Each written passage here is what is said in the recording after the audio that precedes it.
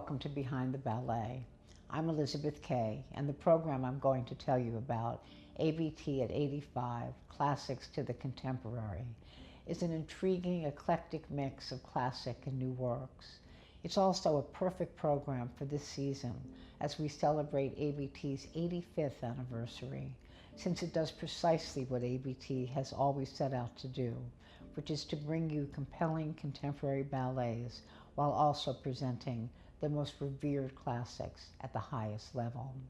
One of those contemporary works, created by Twyla Tharp, is a whirlwind pas de deux, danced at warp speed and packed with Tharp's signature potpourri of ballet and boxing moves, multiple pirouettes, and street gestures.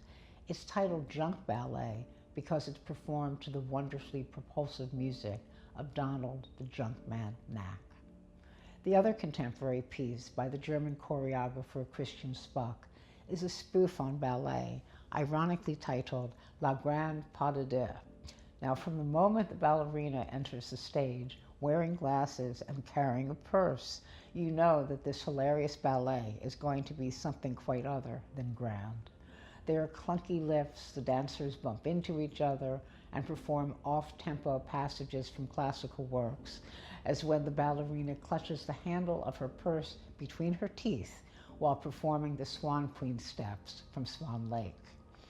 The third and final work in this program is suffused with an entirely different mood. It is ballet's most sumptuous and dazzling spectacle, Act 3 of The Sleeping Beauty, a captivating classical masterpiece that brims with the most glorious music, costumes, and dancing, and echoes the towering grandeur of the 18th century royal court in which it takes place. In this lavish act, Princess Aurora, having been awakened from her 100-year sleep by the kiss of a prince, marries him in a wedding where guests of the king and queen include enchanting characters from French fairy tales, among them the White Cat in Puss in Boots, Red Riding Hood and the Wolf, and Princess Florine and Bluebird, all of whom dance their stories for the young regal couple. The creation of Sleeping Beauty commenced in 1888 when an invitation to compose its score was extended to Pyotr Ilyich Tchaikovsky, who had adored ballet since boyhood when his mother took him to see Giselle.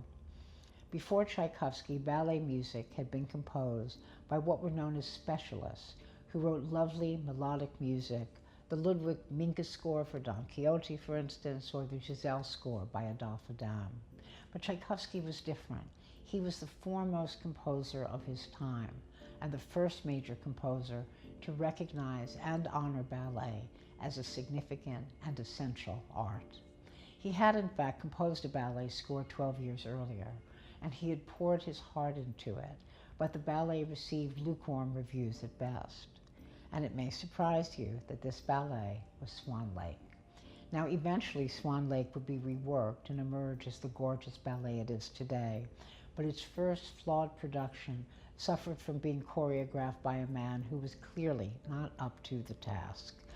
Yet what stung Tchaikovsky most was the critics' response to his music, which they declared too symphonic and even undanceable. And he must have wondered if he would ever again compose for ballet, an art that he loved so much.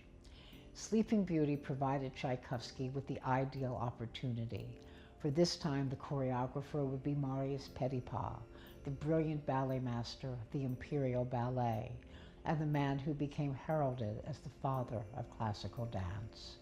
Petipa sent Tchaikovsky a detailed list of instructions for the musical requirements, and the two men often gathered in Petipa's home, where Petipa had a round table on which he kept little papier-mâché figures representing the dancers. He would move these figures around the table as Tchaikovsky sat at the piano playing portions of the score, and he would tell Tchaikovsky precisely what he needed, the bar lengths or 5 slow beats followed by 5 swelling ones.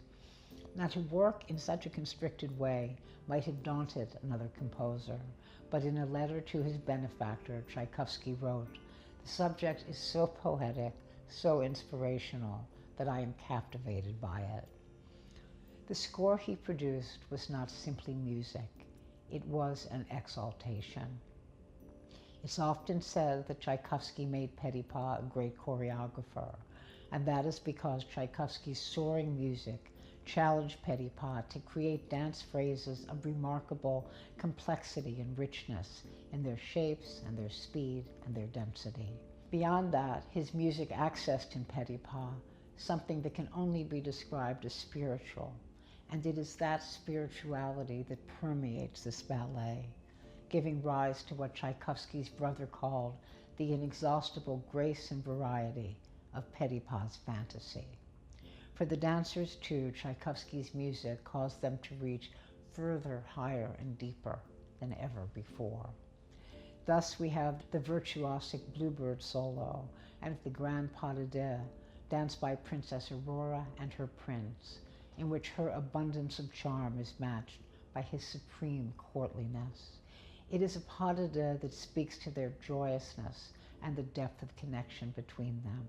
A particularly beautiful moment comes when Aurora opens her arms ever wider and higher, like an exquisite flower opening, gestures that suggest that she herself is blooming from an eager girl into a radiant woman. Act 3 of The Sleeping Beauty is one of those ballet events that transports us to another world, a world we all seek and yearn for, where peace and joy and loveliness abound, and everyone lives happily ever after. Thank you for joining me for Behind the Ballet.